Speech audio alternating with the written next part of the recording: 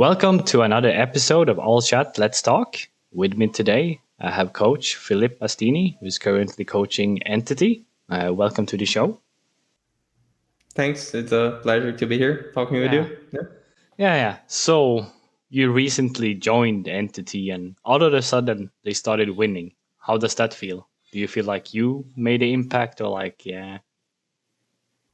It feels good for sure to be winning. Like no matter if they were winning or not before, like it feels good to be on a winning team. I feel like they're really, really good players. And sure, I had impact on it. I feel like I'm helping the team, but definitely like their merit if they're winning. I'm just there to add the 1%. So how does it start? So you come into a team, like, do you ask them like, "Hey, I've seen you play this," or like, "Do you like to play this? I have this idea." Or like, how do you mutually agree, like when everything is new? First week, I was mostly watching them play. I thought I didn't want to talk anything about my views of Dota 2. Not even draft. I was just like saying my opinion on like few topics of draft. I let Fishman draft. The beginning, I heard like all their opinions on draft. I already noticed it was a mess. Like way too many opinions. No matter if you have like five smart guys discussing draft, it means the draft will suck because then you have like five good ideas, and when you mix five good ideas, you have one bad idea. And it's better that you have like one bad idea that everyone's on the same page, and then like it's gonna become a good idea, something like this.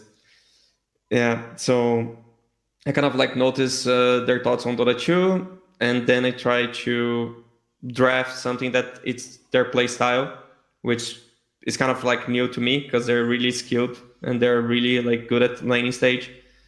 And the teams I had in the past we kind of struggle with the laning stage with the like first steps of the game. So I kind of like learned how to play from behind, how to play like mostly focused on be on the right place on the right time and win like a key team fight. And with this team, it's just sometimes they're just stomping all lanes and running at them, and they just win by stomping the enemy team. So I kind of like need to adapt. Like, how do I draft to actually like abuse of this strength, destroy the teams like on the first 15 minutes?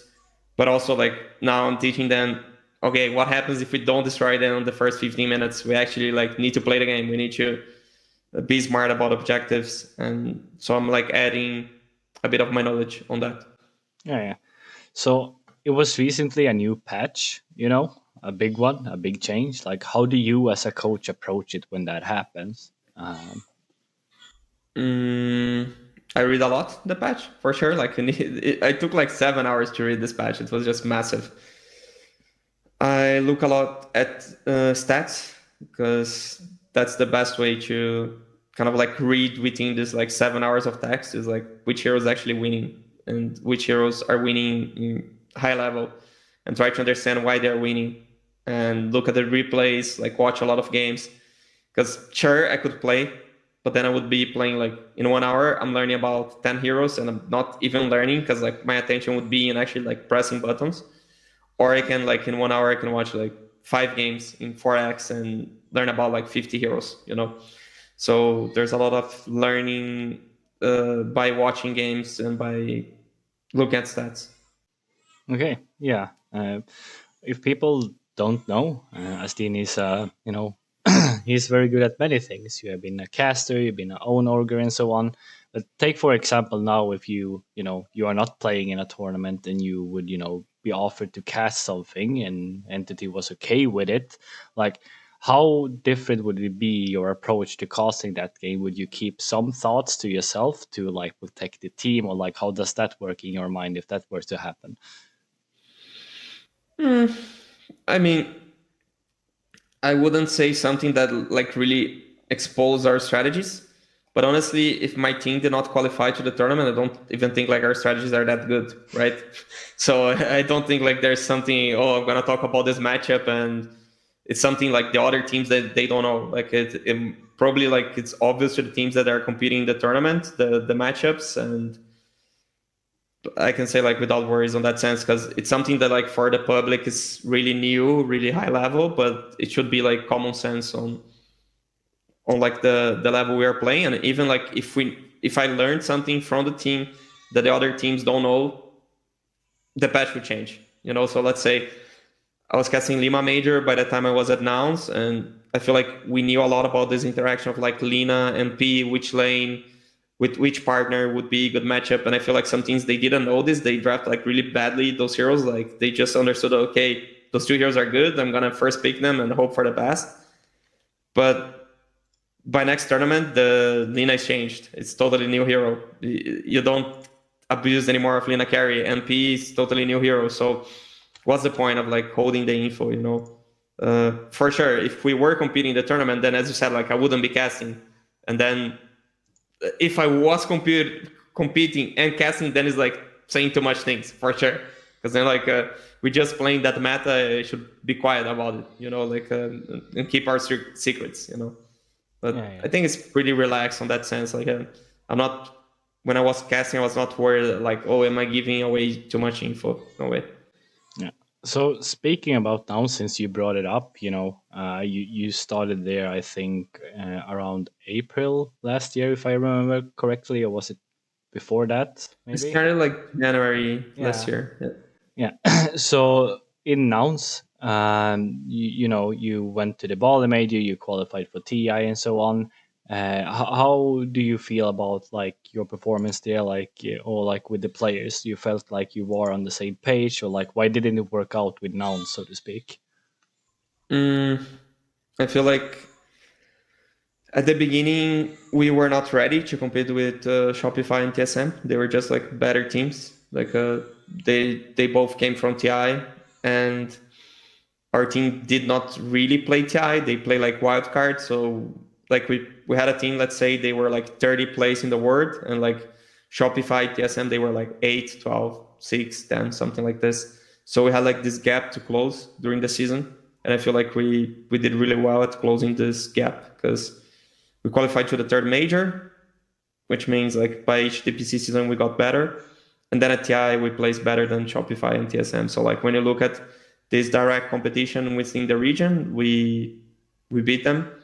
I really think like top 8 was the best we could do. I have like no regrets, no frustration about TI. I just feel like for me it's like I want TI. It's the best we could have gotten with the Dota knowledge we had, with the heroes we were playing, with the changes we made. Like 1 month before TI, we had the actor joining as carry, and like Jensen, our carry, moving to position 5.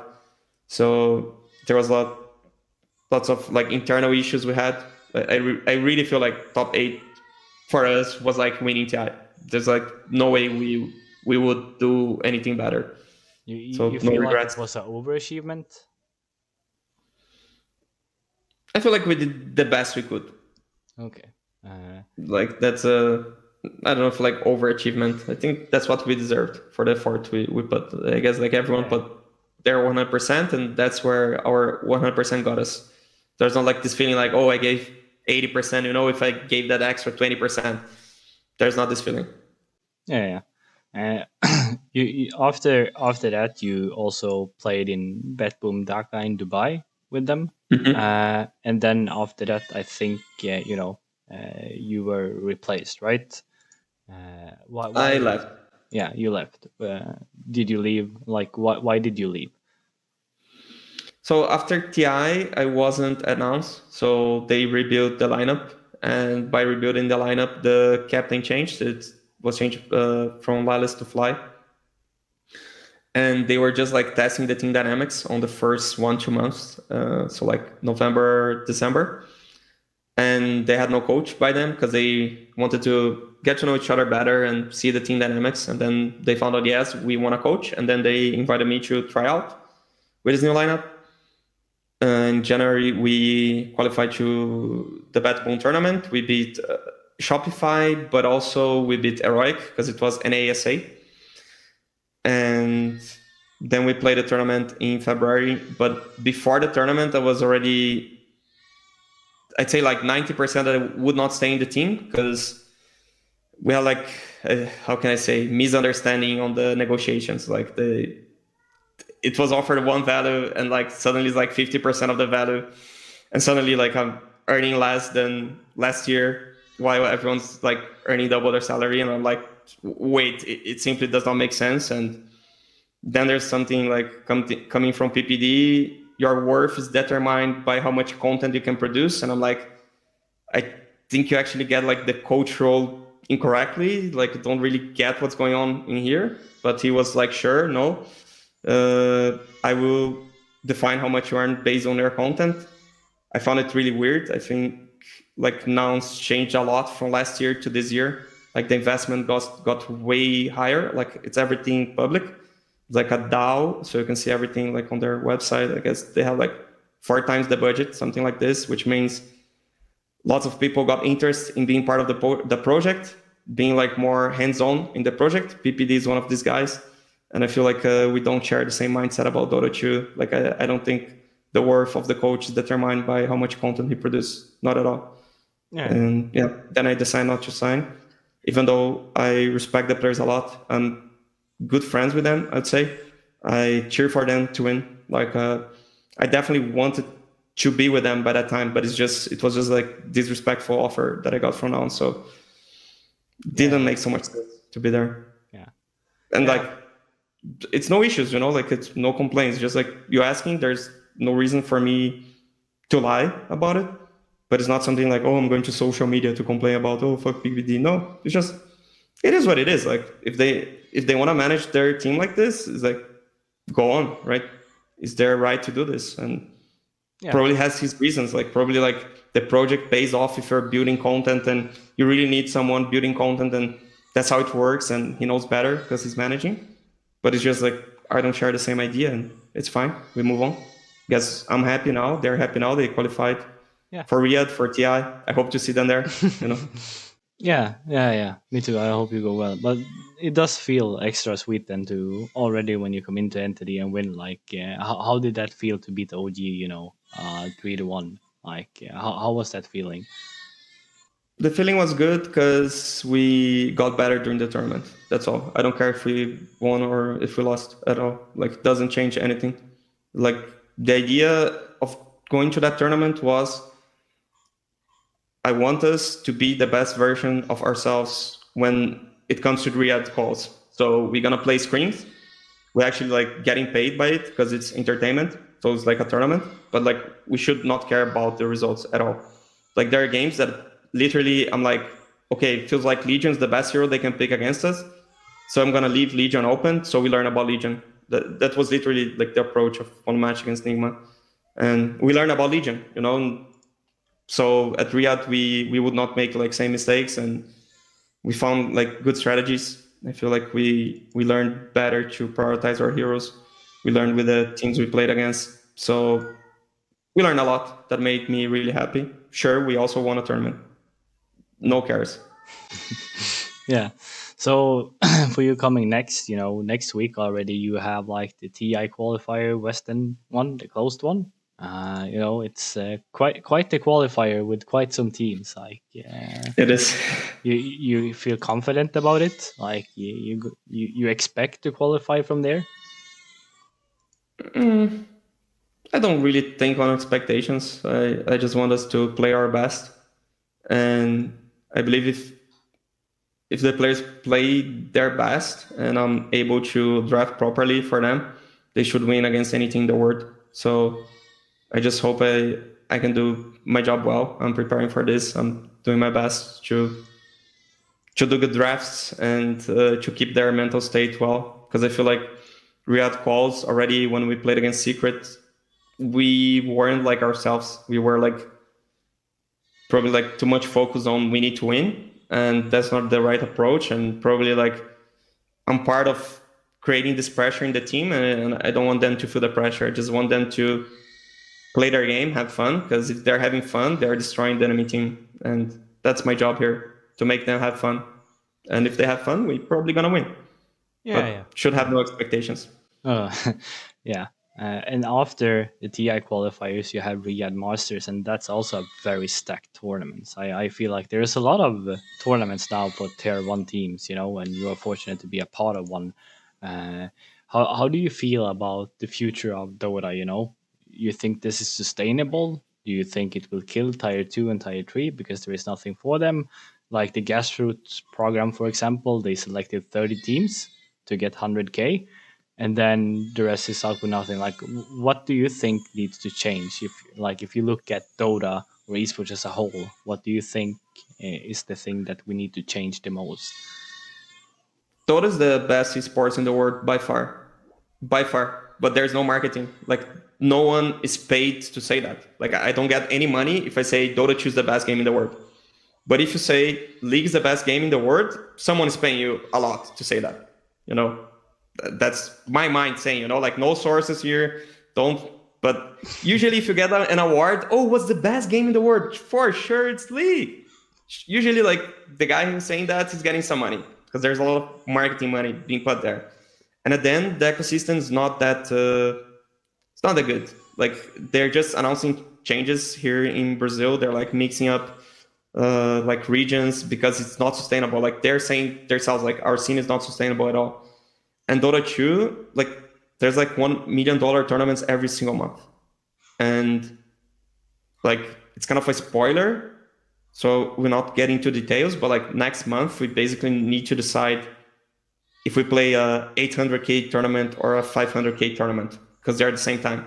They're supposed to happen. Like if it's announced, or I don't know if it will happen, but basically like that's what's happening. Like, and if it's happening, it's because the TOs are making money out of it.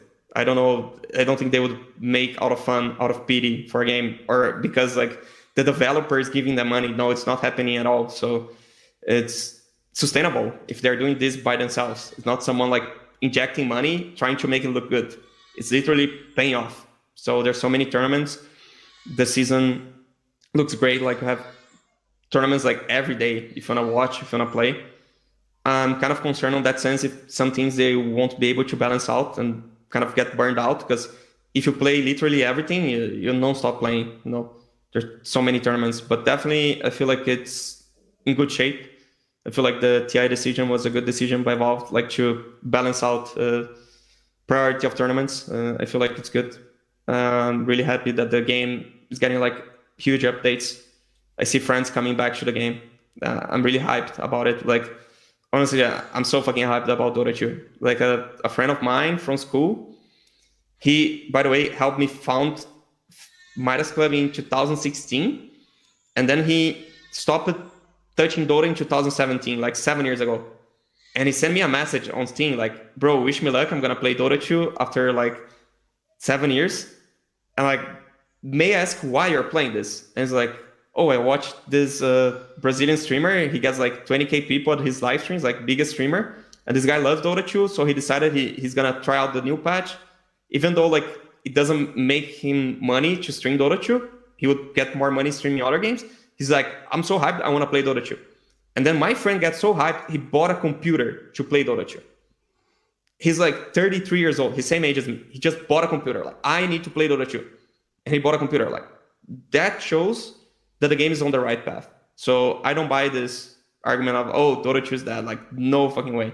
And regarding like tier 3 scene, grassroots, I think it's on good path, because if you open Wikipedia, for example, you find this RAS tournament, and they have in Latam, they have in Europe, they have in Southeast Asia. It's 50k, and it's like every 2 months. Like when I left Nouns, I came back with Midas Club as a team, and like we had no sponsors, no salary. And first month, I believe in like 13 days, we got second place in this tournament. It was 15k USD. So when you divide it like by 6, 7, it was something like 2.5k USD in 13 days. For SA, that's pretty sustainable.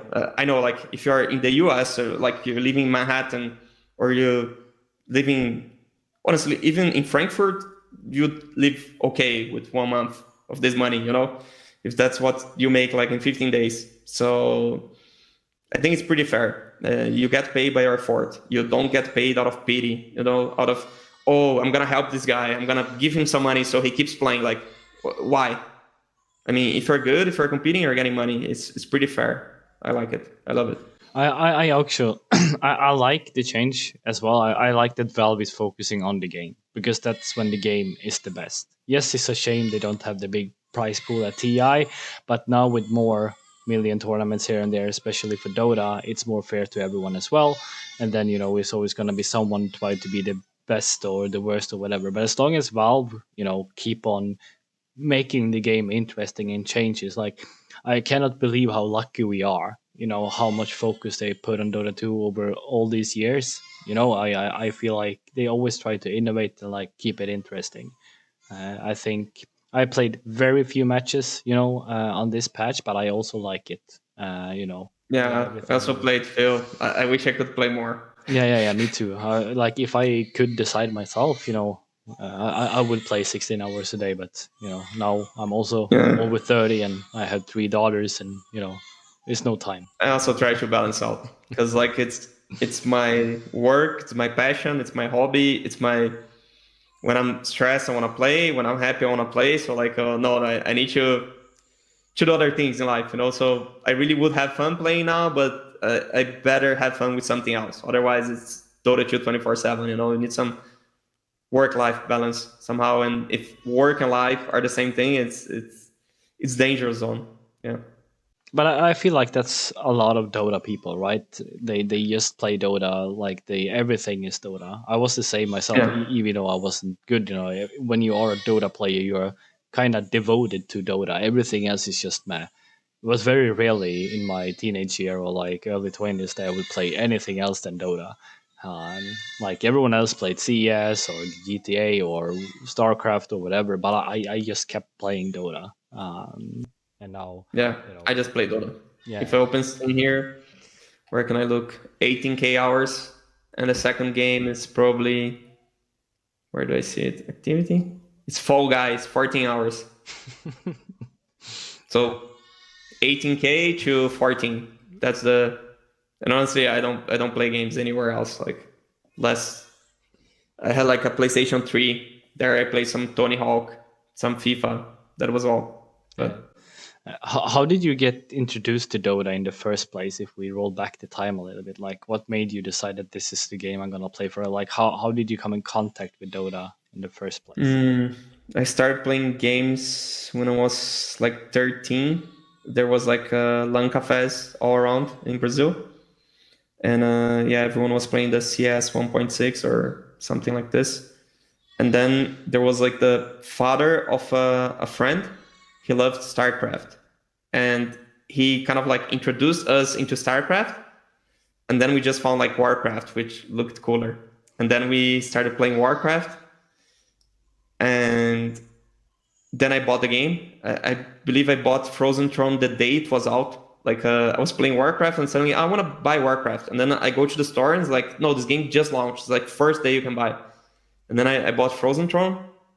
Then I was just playing Warcraft, like Frozen Throne, the normal game, till people started talking about this game. Like, oh, let's just play like something like to relieve stress, like because the game is so stressing. We're gonna play something just for fun. It's gonna be called Dota 2. But then you start playing more and more and more and more and more. That like Dota 2 then becomes the game you get stressed with. So that's how kind of we started. By that time, there was even like a Brazilian MOBA. It was called Sate. We would like split in between Sate and Dota. It was like Strike Against the Evil. It was called the game. And yeah, it was Dota All Stars. I was kind of 14 to 15 years old. Yeah. And then I just kept playing. Garena came out. It was called GG Client. I remember I had really shitty internet and I'm like forcing all my friends to go to Garena. And then I became like a representative for Americas there. Like I was responsible for like 80 rooms and something like this. I don't know. I think I had more responsibility with 15 years old than I have now with 33. Like it was crazy. Like millions of people playing Dota. Like I was like Ben Hammer on all of them. And yeah, that's how I got into Dota. Yeah, I remember back in the days as well. I play some high skilled scrims, but not against professional players. But I also had like host bots. I provided MIM, for example, back in the days with host bots, and I could watch their games. I think it was around maybe 2008 or something like that, or like between 2006 and 2008. And I also played a lot of Garena. We had our Swedish room there when all the legends were born, so to speak. Mm. It was great. Yeah. I I think started. Brazil. Sorry. Go No, ahead. I started with Battle.net, but then when the Garena came and like I got to know Swedish people and you start talking and playing with other people that were good, you know. Majority of people Yeah. weren't good, and game was so broken back then. You know, Sentry Ward had the same vision as Observer Wars and was the same length, and yeah, fun times. I think like Brazil should have like a lot of stars, but as you say, like the Swedish stars were born there because actually they got to play the Dota 2 tournaments when it began. But like SA had no slots, so unfortunately, like we lost 99% of our player base. That was the issue. Like there was like no, not even like beta keys for Brazil properly. I got one of the first ones, and it was already late. And yeah, it's quite sad because I wasn't too competitive, like because I had like in-house leagues. I love in-house leagues, and we had like Brazil national team, and we had like a guy, for example, BRTT. He's like probably like biggest name in esports in Brazil. Or now that we have mobile games, he's not the biggest name anymore. But I'd say like with desktop games like Fallen and BRTT, like they're like around same level. Of course, Fallen won 10 times more things than BRTT, but BRTT is just like huge name, so fucking huge name. And I know for a fact like this guy loves Dota 2. He's like he wish he could do it as his work, you know. But unfortunately, like the hype into the competition was so high by then that he moved for another game. He won like 5 championships of Brazilian league, and I think like if he was into Dota 2, he would be like winning TIs, you know. But we got our first SA slot in TI 7. Like when you look at it now, like NA kind of that region, SA2 slots, but TI 7, it took like 7 fucking years for a SA slot. So imagine like how many talents we kind of like lost on the way. And say like King RD, 4DR, they're one of the few that like kept playing from Dota 1 till Dota 2, even though they had like for sure better offers in other games. Like King RD, he won like some Heroes of Nowhere tournament. He flew overseas for tournaments, but he just eventually came back to Dota 2. Like this game is just better, you know?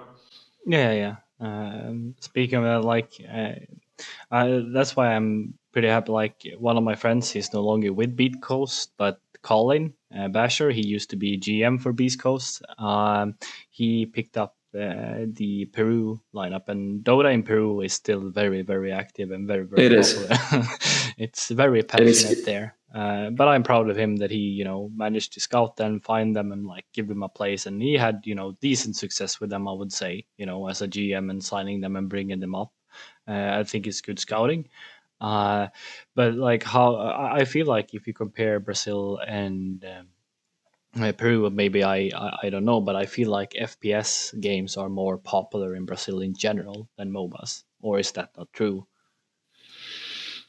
Hmm, not really. Like it's because we are really successful in results in FPS, but I say they're as popular. Like League, the thing with League is like now they allowed some co-streaming, so I think they get like up to 300K viewers, simultaneous viewers, and CS they got like peak 500K, 600K, but like that's peak, you know. Like on average, I'd say it's okay. CS has a bit more, but when you think like League is just Brazilian audience on Brazilian tournaments, that's all. And CS is because okay, they're playing like finals of a major. You know, I feel like if Brazilian league would have the results that CS has, they would have more audience even. So MOBAs they are popular. The things like Dota 2, not that much, but still popular. The things like people don't talk so much about it. They just play the game. They're not like active on social media. They're not like uh, consuming so much Twitch or I don't know, building content, but they're playing the game. For sure, there are a lot of players in Dota 2. Like, they're way more than people think. Way, way more. Like, I was buying like a, how do you call? Like a suit to go on a wedding. My girlfriend made a joke that I wear pajamas to work. And the guy's like, oh, what do you work with? And I said, oh, online games. And the guy looks at me. You're the guy from Midas Club. You're a Stini. And then she's like, how the hell? Like she thought like this, because I always tell like don't even mention the game because people will like act like they don't know the game. And then the guy suddenly is like, oh yeah, oh I watched like videos that you do about Dota 2 and so on. Sure, it's like oh a coincidence, but everywhere when you like meet people, someone's gonna be like, oh this friend of mine is addicted to this game. Oh this is also a friend of mine, but you don't see this guy doesn't have like a Twitter account. This guy's like not posting on Instagram that he's playing. This guy's not watching you on Twitch. He's just playing. Probably has like 15k hours of Dota 2, and like he doesn't mention it to anyone. You know. So when people stop being so shy about talking about Dota 2, probably we're gonna learn like so many people play this game and they're passionate about it. Because as I mentioned, like this BRTT guy, he loves Dota 2. And then I compare him to Fallen, right, on audience. Fallen loves Dota 2. He loves Dota 2. I don't know how many hours he has. I would guess something like 5k hours. I opened Dota 2, his brother is playing Dota 2, nonstop. You look like at Brazilian organizations. So I remember, I was at Fury, I remember talking with their CEO and he mentioned had more Dota hours than CS hours when he hired us. The owner of Pain Gaming, one of the most famous Brazilian organizations, is Pada. Like if you go Pada, you're gonna see like the guy that sold like a 300k USD career. Like this guy has like 10k matches of Dota 2. Guess he has like 2k matches with King RD, something like this. It's like insane amount of games with just King RD. And Los Grandes, the owner, also loves Dota 2. And then you're like, oh, it's a coincidence. Like every org owner loves Dota 2. So what about the other ones related to esports? Because when you go back to the times we thought about Garena, we had like 80 rooms and they were all like full. So those guys, they still like have some hidden passion about Dota 2. And I believe when it's time, it will come back. I believe Dota will actually grow in Brazil. You might think I'm insane because everyone says, oh, it's a dead game, blah, blah, blah. I really think like Dota 2 is just starting in Brazil, literally just starting. Because the streaming channel we had, it was like a monopoly of like a dog shit production and no one would watch. And like last TI, it was like the biggest guy in PUBG. He loves Dota 2, by the way. And then he got TI rights. And this guy, like, his streams like has like more than 1 million followers on Twitch. And it's like, I want to do Dota 2 coverage because I love the game. And I think it's just the beginning. Like Dota 2 in Brazil, you can tell like it began in 2024, honestly. Yeah. Yeah, I'm happy. But you feel like still then, like, is there still like a lot of LAN cafes around? Or like, is there grassroots, like somewhat like Face It, but in Brazil that we don't know about where people play, or like, uh, how do you see like it growing from now on? And which are the people? It's a sad answer. Like, because it was Midas Club. Yeah. It was the idea. It was an in-house league. It's how everything started. Like, and then we made a team out of the players, blah blah blah, and then it became a team. And kind of like I put this project aside because I started like coaching, and I see like I really enjoy coaching, and like I don't really want to be the owner of a company. Honestly, I don't want to deal with investors. Like we had like really good valuation by then. We had like a good prospect, and like pandemic came out, like we lost some investors. And by that time I was already like, what the fuck I'm doing with this? Like I don't want to be a CEO. I just want to like deal with Dota 2. I don't want to be the boss of 20 people and just do business. I don't want to be a businessman. I want to be like drafting and like watching the game and like participating in the competition. I don't want to be the owner of the competition. Not right now. Maybe in 10 years, 15 years, I'll get tired of competing. But I just felt like, no, that's not what I want right now. And I think from that on, we didn't get like any grassroots. I think a league is coming out, a Brazilian Dota 2 league. But I would be kind of spoiling if I would tell, and like it's not finalized, but it has to do with this PUBG guy. So imagine a guy has like 1 million followers, and he decides I want to put like a bit of my money here in this game, and like this bit of money is like 100k USD prize pool per 6 months, something like this. Just I love this game. Let's burn some cash, see where it gets, and I believe it will be huge. Like I believe people will actually watch it, will actually follow it. They will be able to get sponsors and move on with the project.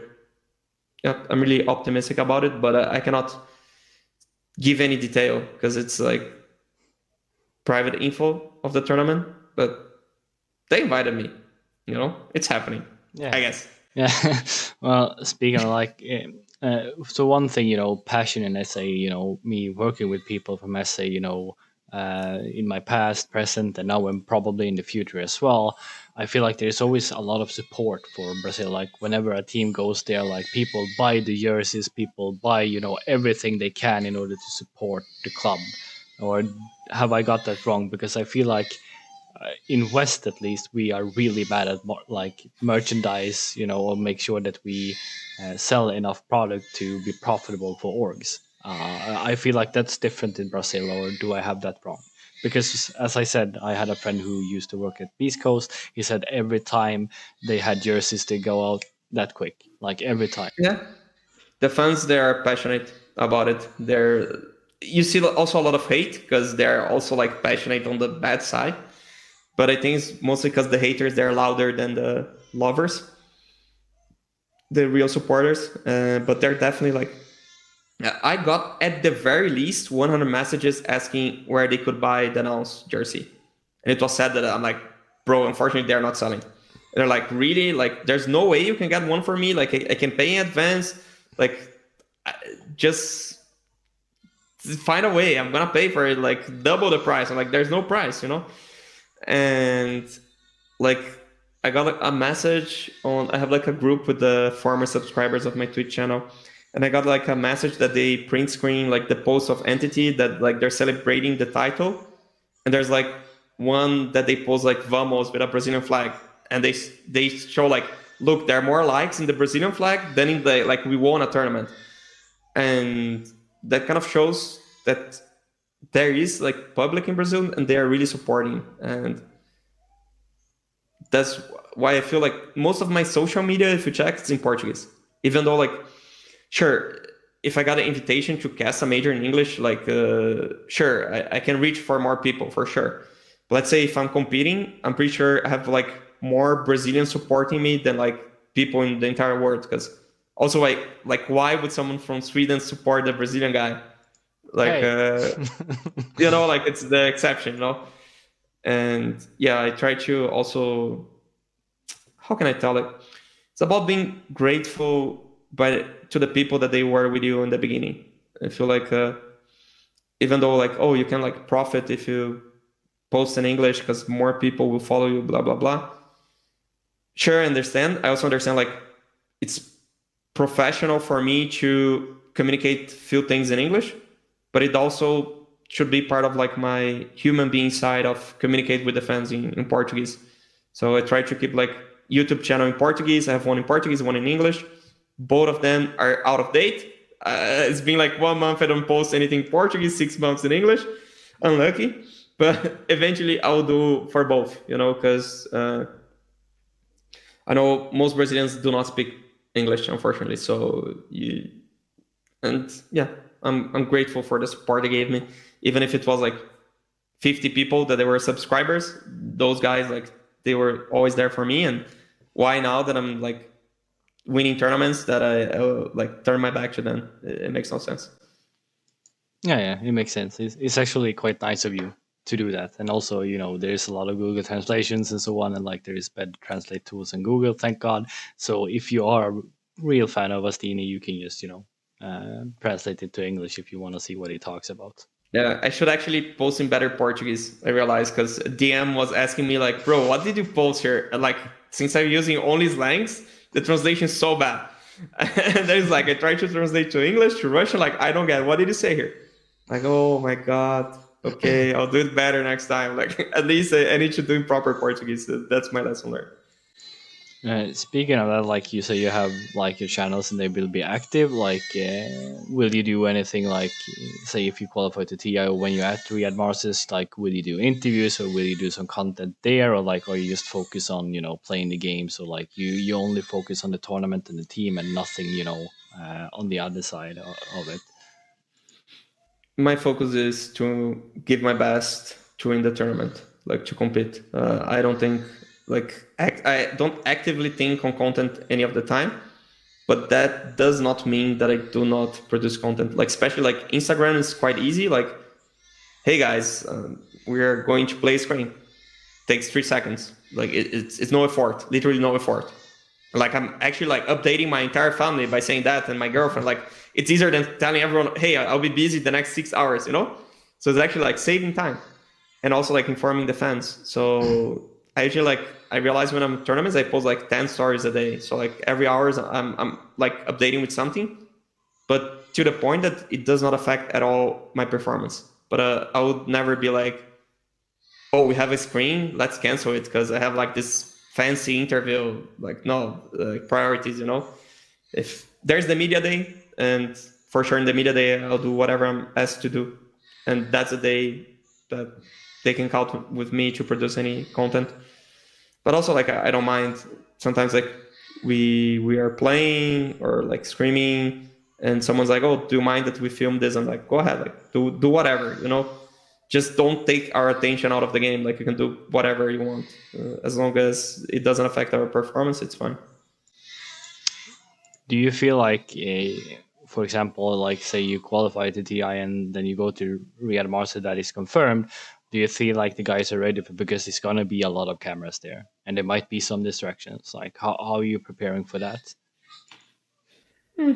From my experience, you don't really care about this.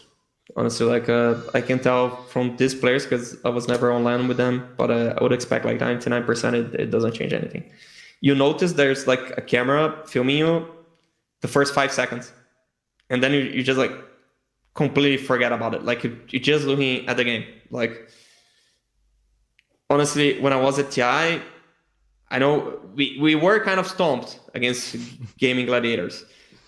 It was maybe like 25, 30 minutes game, but it felt like from the time like I entered the arena till I'm eliminated, it lasts like 5 seconds. Because it's like so much like focus on the thing you're doing and like so much hype, and like you actually like feel the energy from the crowd. Like that's insane. That's insane. Like the energy is insane. It was one of the best days in my life. Like, oh, you fucking lost. Sure. I don't give a fuck. It was one of the best days in life. Like you cannot like let the outcome of a game determine like how your effort was worth and how your experience goes. Because otherwise, like out of 20 teams, one is happy and 19 are sad. It shouldn't be like this. You shouldn't take competition like this. So it's so much good energy that you get from the crowd, like bad sensation. I don't think like on that sense, I want to prepare the players to actually enjoy the moment because it doesn't happen often, you know. I don't care like preparing them to, oh, there will be cameras. Like we shouldn't give a fuck about cameras. You should actually like enjoy that there are people that they took their time, they bought a ticket, they're actually like cheering for you. That's crazy. Like it's incredible. Like you should enjoy every single second when you're playing like a LAN tournament. How do you? So if you like look at tournaments, I know you see you want to put your best effort and so on, but it, wouldn't it be nice if you won TI though? Like, is that the goal eventually? Like with your coaching career, to like, as they say, you coach a team to a TI or like TI win, or it doesn't matter to you, or I mean, I want to win 3 TIs because some guys want to. Like I'm pretty competitive. Like I I aim to win, but I don't get sad when I don't win. Like I don't get frustrated. I try to enjoy the process. The process is amazing. Like I'm blessed to wake up every day and work with the game I love, and like being challenged every day and being around like so much smart people with the same goals. It's just like a blessing, you know. So sure, I want to win TI, but I won't like feel bad because I didn't win TI. You know, that's the thing. Like I want to pursue winning TI to the point that I'm I'm enjoying it. Like that the process is great and the process has been great for a while, and I wanted to keep like this. But if I realize, okay, Dota 2 is not more, I don't know, like just being stressful was not like giving me joy, then I'll just quit without winning TI. I mean, it is what it is. I won't have regrets on that also. But sure, I want to win TI. Like I'm not Do stupid. you Like think? can you choose win TI or not win TI? Oh, I want to win TI.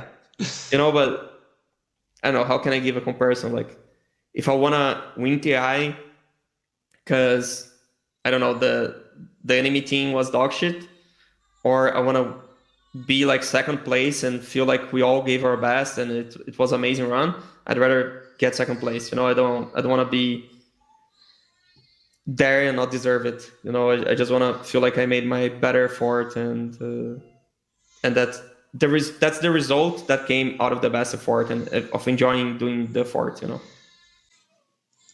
Do you think your approach, you have a little bit of advantage, and also, you are not as, publicly, in social and so on, if you compare to like a Secret or a Navi, for example, in terms of social media present, do you feel like you are less under pressure than other orgs from Western Europe?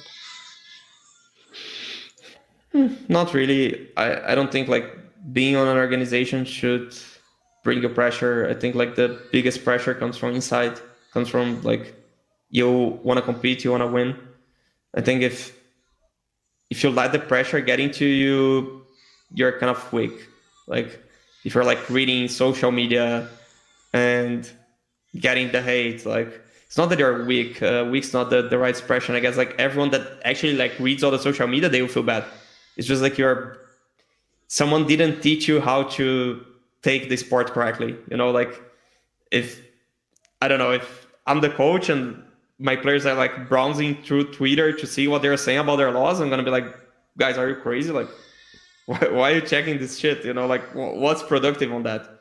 Because for sure it can affect, on that sense, it can affect in any team you are, but you should just like not give a single fuck about this. Like, should ignore this hates, because hate will come.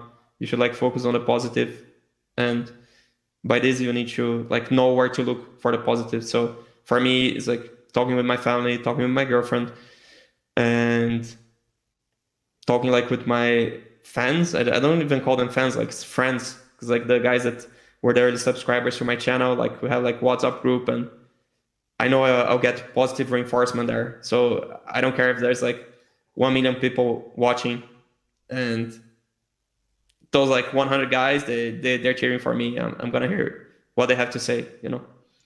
But don't you think you are kind of unique in that perspective? Like a lot of players say they don't care, but they do care because they do read and so on. Don't you think a lot of people, like, they get this bad feeling after lost maybe at TI or any tournament, and then the result is, they cannot perform as they should or whatever? Do you feel like social media is a big distraction, not only like, even if it's not for you, like in general, like for players? It is, but that's why you should learn not to look at it. And like, I'll definitely like if I see my players doing it, I'll make sure they're like far away from it. In that sense. So I kind of need to learn a bit of Russian. I'm learning it because I see there's Telegram in Russia. That's like something new for me to take care because I kind of like watching if they're looking for Reddit, Twitter, but now there's this Telegram thing. And I try to make sure there's not like getting to the players, and I also try to take the pressure to me. Like I did this more when I had Brazilian teams that I make like some bold statements that I say like it's mandatory that I'm gonna win against this dog shit team because I know like when we are losing, I would open Twitch chat and it's all like, oh, Astini, fuck Astini, Astini, Astini, Astini. Like I kind of like get all the hate on me, like this. What's the English word for it? You embrace the hate, so to speak, like, yeah, and you take the Yeah, I pressure embrace away the from the hate. players. You have one expression in Brazil. There's like when there's like storm, like the thunders, you have something that attracts the thunder to it, so the thunder won't go to the other place. Parachute? No, parachute's another thing. I don't know. I don't. I'm actually curious. I cannot move on if I don't get this.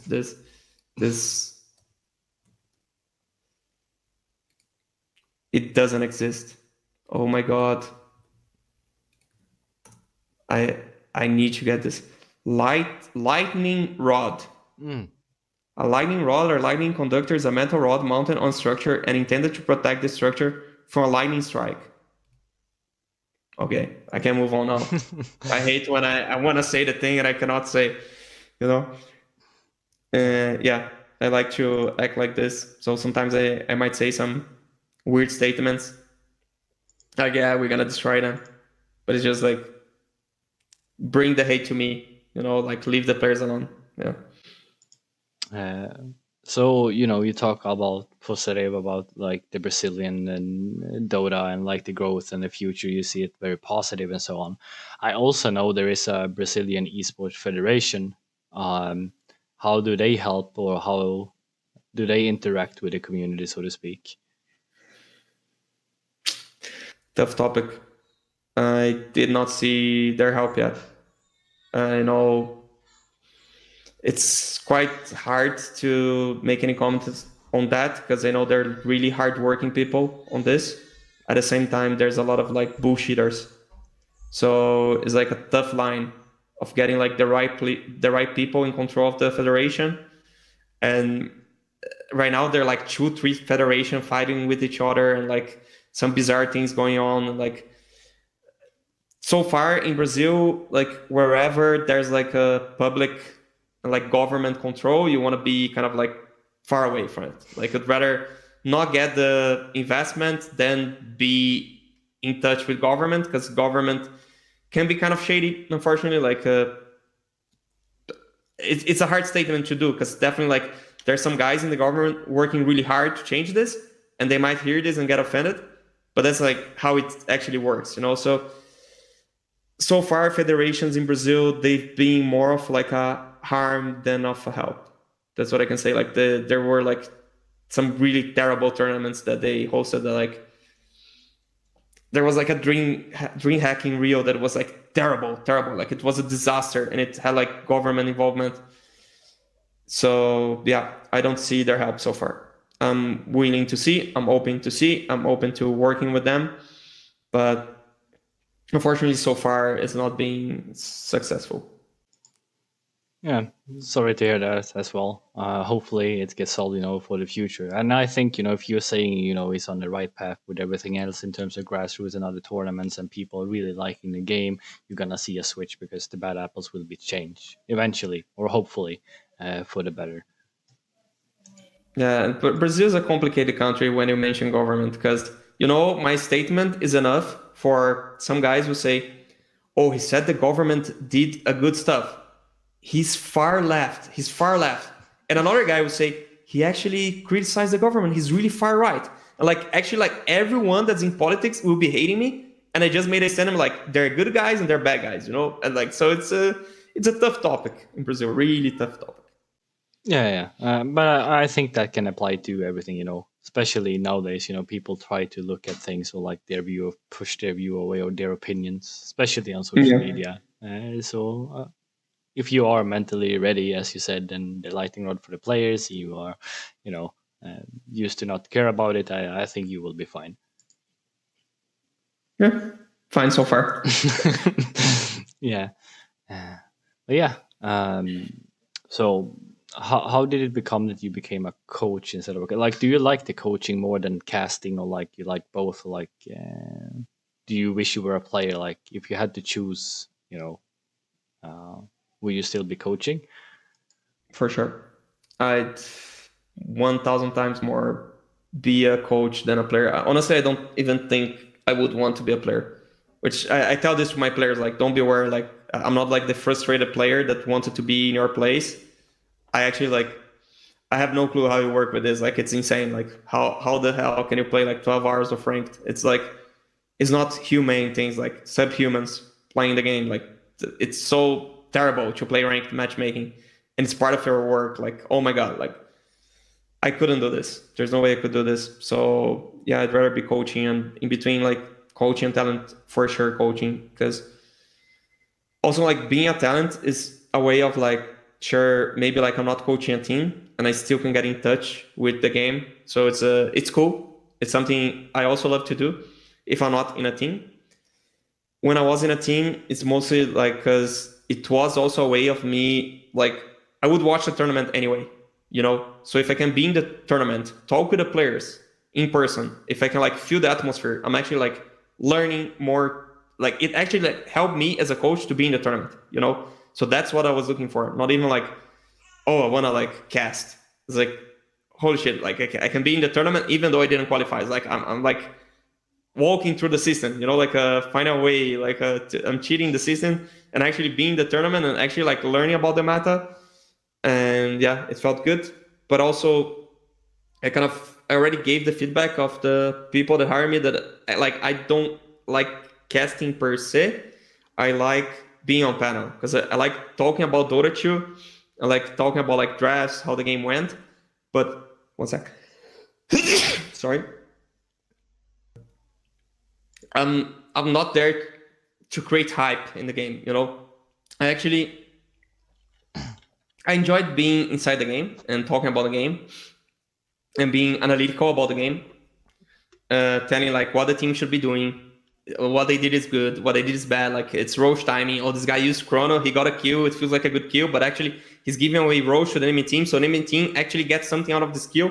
It's not something that you guys are expecting. You know, like I like to tell those things, but I realize I'm too analytical for a game. So I read feedback on that sense, and it's not like as I said, like oh sometimes you read the hate. No, I try to read feedback from people I respect and try to like learn what can I do better. And honestly, I agree. Like I don't bring hype to the game. So either I'm with a really good hype caster that can handle it, or I don't think like I'm made to be there. I think like there are better people at doing the thing I do. So I'd rather not be there. Like I don't want to be there because oh they respect me as a coach.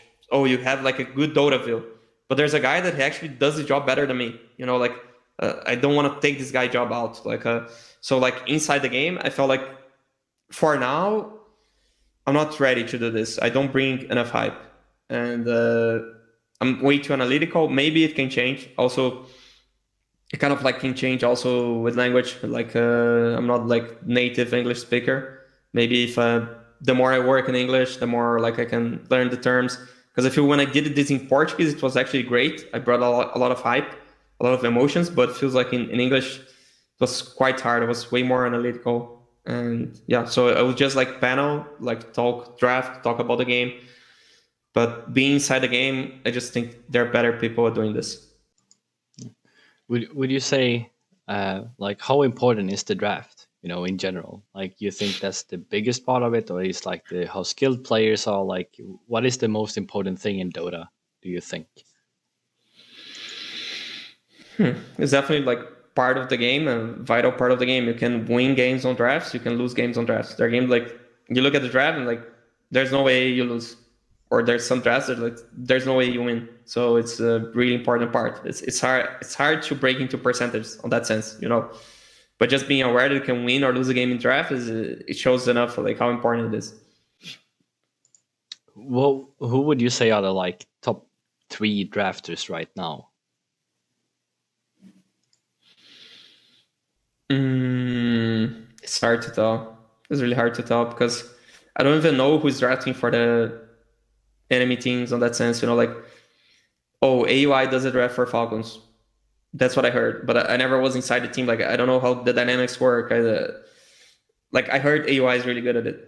I heard him is really good at it, but it's really hard to judge like how effective a coach is by just looking from outside. Like I don't really know the work they're doing. So I'd say like if Falcons is winning, means their draft is really good, and I like the way they structure their draft. Like they play few heroes, but all those heroes they accomplish the same thing.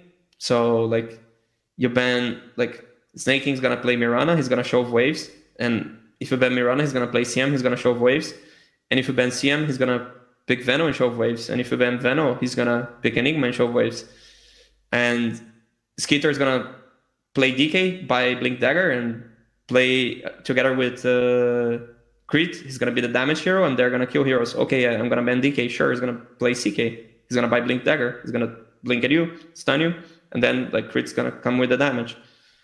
Or you know, it's kind of like predictable on the way that it means it's structured. Like you know what you're gonna lose against it. That's the best type of draft. Like, oh, I know exactly what they're gonna pick. It's not like disadvantage of them. It's like advantage because they know exactly what they're doing and you cannot like avoid it. You're playing against their strategy, yes or yes. There's no choice.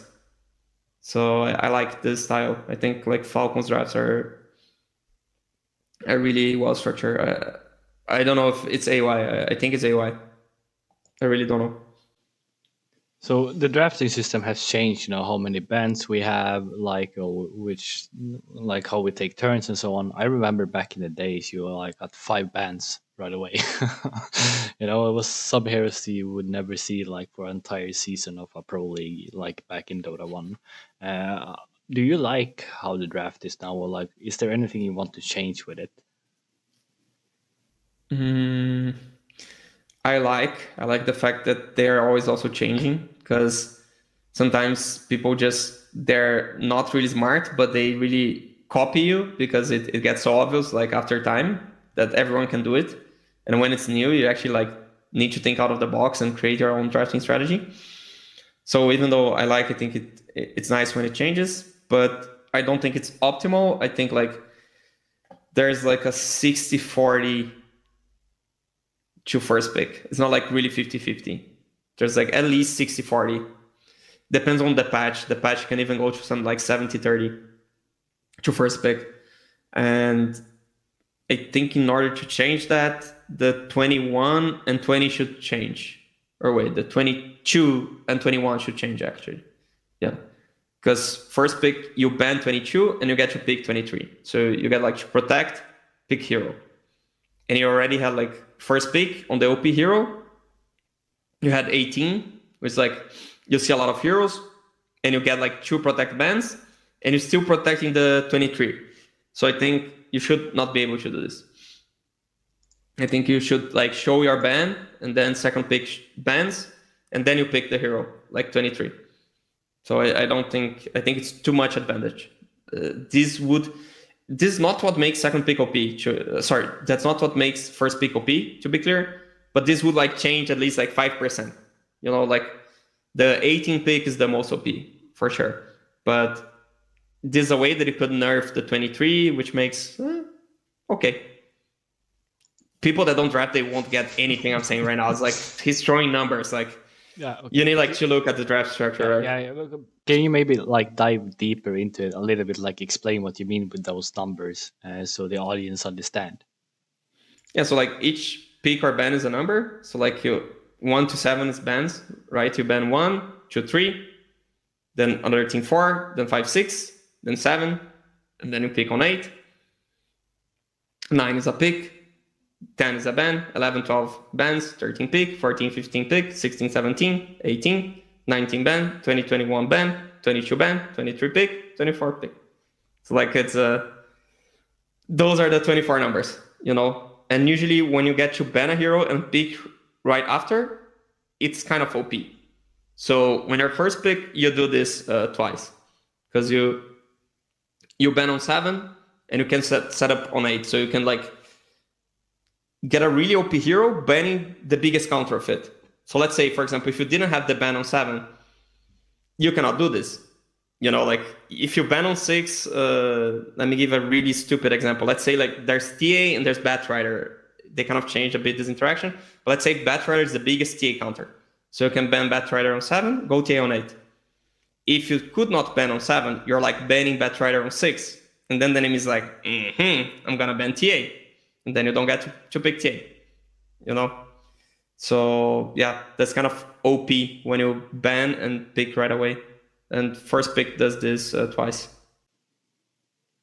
Yeah, it's good insight. Do you feel like other teams feel that like as well? Like everyone wants first pick right now, or Mostly yes, because you can see like what enemy choose. Like you flip a coin, then you choose Radiant or Dire, or first pick or second pick. I'd say like 90% of teams they go the first pick choice, and then you're left to choose from Radiant or Dire. and this was not always the case. I felt like some years ago it was always everyone wanted to be Dire. Yeah, that's also like if it's too imbalanced on Dire or Radiant, it can also create some problem. But it's kind of weird when like, oh, first pick is really OP, but Dire is also really OP, so I want Dire and you get first pick. But then I don't like that much. Like you're getting like one unbalanced side, and I'm getting like one unbalanced draft side, and I think it's like messed up. I think like the draft should be kind of even thing. Have you suggested this to Valve, or like have anyone brought it up to Valve or to the No, TOs? I think Valve has way more important things to do. It's Yeah. just something that I slightly dislike. It's not like worth. I think like they have way more important things, and I think they will eventually consider and do changes. And I like the changes they do. It's like even though I don't think it's a perfect system, I like it. It was changed. A new one will come. Probably it will not be the best, but it's new. It's cool. You figure out things.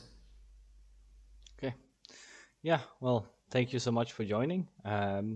This episode of All Chat Let's Talk is brought to you by Arasi. Go to arasi.com for 10% off. Use code AllChat. It works on all their products.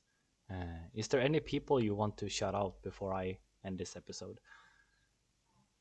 My family, my girlfriend, my fans. Yeah. Thanks everyone All right. for Thank you. supporting. Yeah. Bye.